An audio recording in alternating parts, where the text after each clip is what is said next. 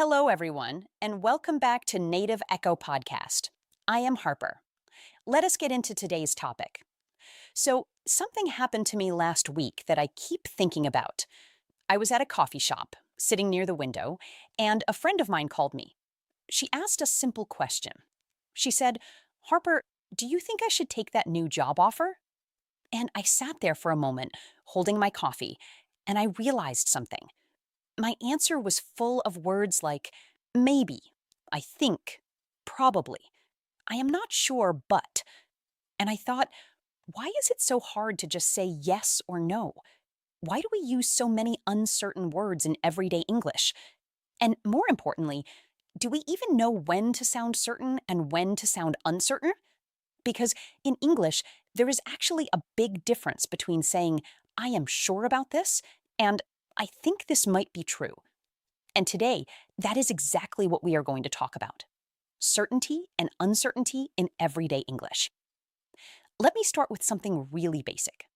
When you are certain about something, you know it. You believe it fully. You have no doubt. And when you express certainty in English, you use specific phrases and words that show that confidence. For example, you might say, I am sure that this is the right way. Or, I am certain she is coming tonight. Or, definitely, he is the best person for this job. These sentences feel strong. They feel confident. The listener hears them and thinks, okay, this person knows what they are talking about. But here is the interesting part. Most of us, in real life, are not always certain. Most of the time, we are somewhere in the middle. We have an opinion, but we are not completely sure. We think something is true, but we could be wrong.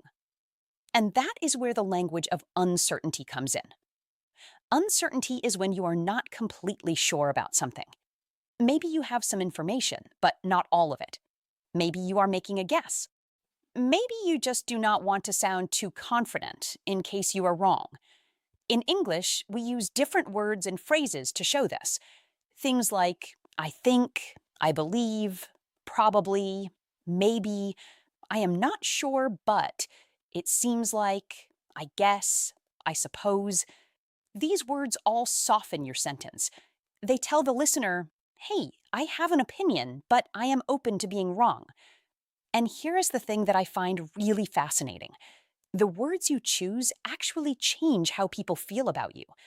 If you always speak with too much certainty, even about things you do not really know, people start to feel like you are not being honest with them, like you are pretending to know more than you do. But if you always sound uncertain about everything, even things you actually do know, people might think you lack confidence. They might not trust your opinions. So the skill is knowing when to use which one. Let me give you some examples. Imagine someone asks you, what time does the library close? If you actually know the answer, you say, it closes at 7. That is certain. You know it. No need for maybe or I think. But if you are not 100% sure, you say, I think it closes around 7, but you should check. That is honest. That is natural. That shows you are giving your best answer without pretending to know something you do not. Now let me walk you through some of the most common certainty phrases in English, because these are the ones you will hear all the time, and the ones that will make you sound really natural when you use them. The first group is strong certainty. These are phrases you use when you are completely sure about something. I am sure. I am certain. I am positive. Definitely. Absolutely. No doubt. There is no question that. I know for a fact that. So you might say something like, I am absolutely sure she said Tuesday, not Wednesday. Or there is no question that he works harder than anyone else on the team. Or I know for a fact that this restaurant closes on Mondays because I called them yesterday. These phrases are powerful. They tell the other person that you are confident, that you have the information, and that you are not guessing. Use them when you really do know something. The second group is moderate certainty. This is when you are pretty sure, but not completely. You believe something is true, but there is a small chance you could be wrong. Phrases like, I am pretty sure, I believe, I think, I expect. I imagine. I should think so. So you might say, I am pretty sure the meeting is at 3, but let me double check. Or, I believe she lives somewhere near the station, but I have never been to her place. Or, I expect it will rain this afternoon, based on how cloudy it looks right now. This kind of language is really common in natural conversation. It is honest, it is realistic. And it actually makes people trust you more because you are not pretending to know things with perfect certainty. Now, let me talk about uncertainty, because this is where a lot of English learners feel less confident. When you are genuinely unsure about something, English gives you many beautiful ways to express that. The first type is soft uncertainty. This is when you have a small idea, a guess, but you know it might not be right. Phrases for this include maybe, perhaps, possibly, it could be, it might be, I am not sure, but I suppose, I guess. So, for example, maybe she forgot about the appointment. Or perhaps he was stuck in traffic. Or it might be that they changed the time and did not tell anyone. Or I am not sure, but I think you turn left at the big intersection. These phrases are gentle. They are honest. They show that you are thinking out loud and sharing your best guess without promising that it is correct. The second type is stronger uncertainty. This is when you genuinely have no idea. You are clearly in the dark about something. Phrases here include, I have no idea. I am not sure at all. I have no clue. Your guess is as good as mine. I really could not say. And you might say, I have no idea why he left the meeting early. Or, honestly, I have no clue what that word means. Or, your guess is as good as mine when it comes to what the new policy is going to look like.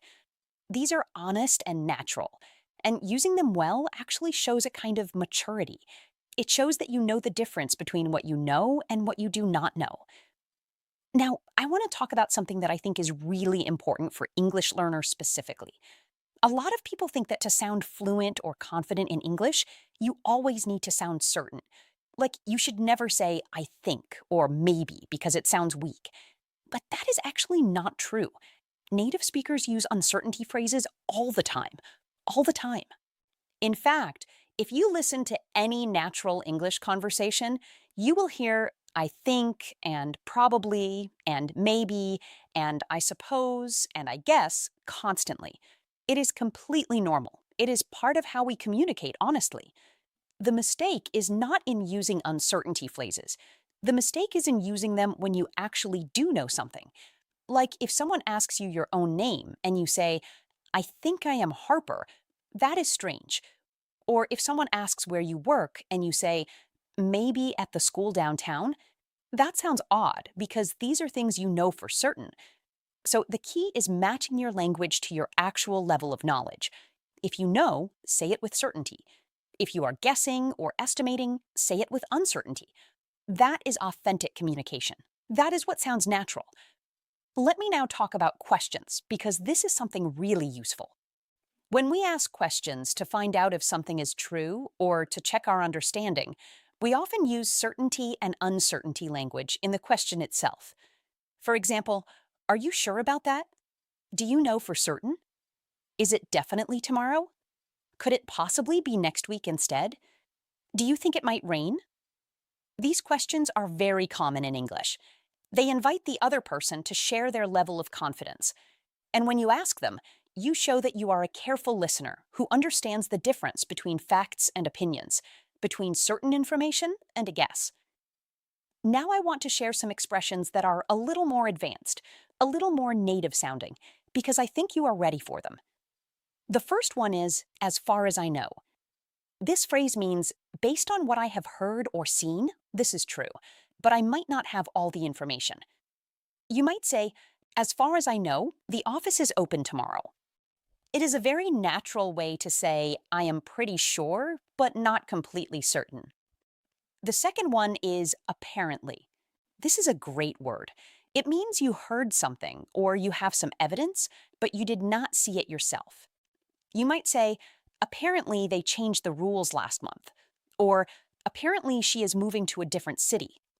Apparently shows that you are sharing information from another source, and you cannot fully confirm it yourself. The third one is supposedly. This is similar to apparently, but sometimes carries a slightly skeptical tone. Like maybe you heard something, but you are not sure you believe it. You might say, supposedly the new manager is very strict. Or supposedly they are planning a big announcement. Supposedly says, I heard this, but I am not totally convinced. And the fourth one is bound to. This is used when you feel very confident that something will happen, like it is almost certain. You might say, it is bound to rain this weekend. Look at those clouds. Or, she is bound to get the job. She is so qualified. Bound to shows a very high level of certainty about a future event.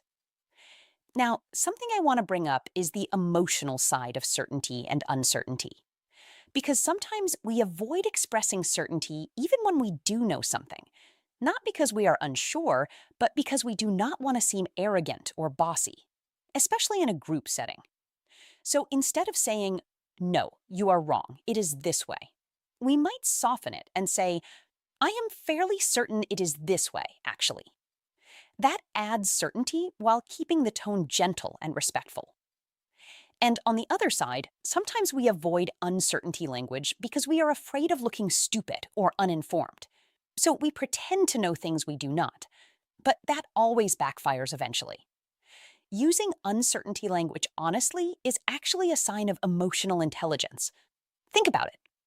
The most trustworthy people in your life, the ones you really listen to, they are probably the ones who say, I am not sure when they are not sure, and I know for certain when they do know. That consistency is what builds trust. Okay, I want to give you some practice sentences now. I am going to say a situation, and I want you to think about what you would say. Just think it in your head or pause and say it out loud. First situation. Your friend asks you if a famous restaurant in your city is good. You went there once, a couple of years ago, and you remember enjoying it, but things might have changed. What do you say? A good answer might be something like, I think it is still good. I went a couple of years ago and really enjoyed it, but I am not sure if anything has changed. Probably worth trying, though. Second situation. Someone asks you if your colleague is coming to the meeting tomorrow. You saw something on the calendar, but you did not confirm with her directly. What do you say? Something like, as far as I know, she is coming. Her name was on the agenda, but I have not spoken to her directly, so you might want to check. Third situation. Someone asks you the capital of Australia. You learned this in school, and you are 100% sure. What do you say? You say, it is Canberra. Simple, direct. No uncertainty phrases needed because you actually know this one. See how different those three answers feel? The language matched the knowledge. That is the goal.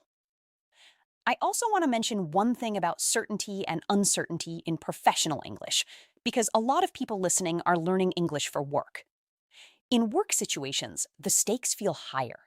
You might feel pressure to always sound confident, to always have the answer. But actually, in most professional environments, saying, I am not completely certain, let me verify that and come back to you, is far more respected than guessing and getting it wrong. Saying, I will confirm and follow up is a sign of professionalism, not weakness. So please, do not be afraid of uncertainty language in professional settings either. It is not a sign of incompetence. It is a sign that you take accuracy seriously. All right, let us do the recap now. Today, we talked about certainty and uncertainty in English. These are the words and phrases we use to show how confident we are about the things we say. For strong certainty, remember phrases like, I am sure, I am certain, definitely, absolutely, I know for a fact. Use these when you actually know something. For moderate certainty, think of, I am pretty sure, I believe, I think, I expect. Use these when you are fairly confident but open to being wrong. For soft uncertainty, reach for maybe, perhaps, possibly, it might be, I suppose, I am not sure, but use these when you are guessing or estimating. For strong uncertainty, remember, I have no idea, I have no clue, your guess is as good as mine. Use these when you genuinely do not know. And the advanced phrases to keep in mind are as far as I know, apparently, supposedly, and bound to. Most importantly, match your language to your real level of knowledge. That is what honest, natural English sounds like. And that is what will make people trust your words. Thank you so much for spending this time with me today. If you are enjoying Native Echo Podcast, please subscribe and leave us a comment. Tell me one thing you are certain about today. It can be anything. Your coffee is good, your weekend plans are set, anything. Practice using certainty language in the comments. I read everything, and I love hearing from you. I will see you in the next episode. Take care.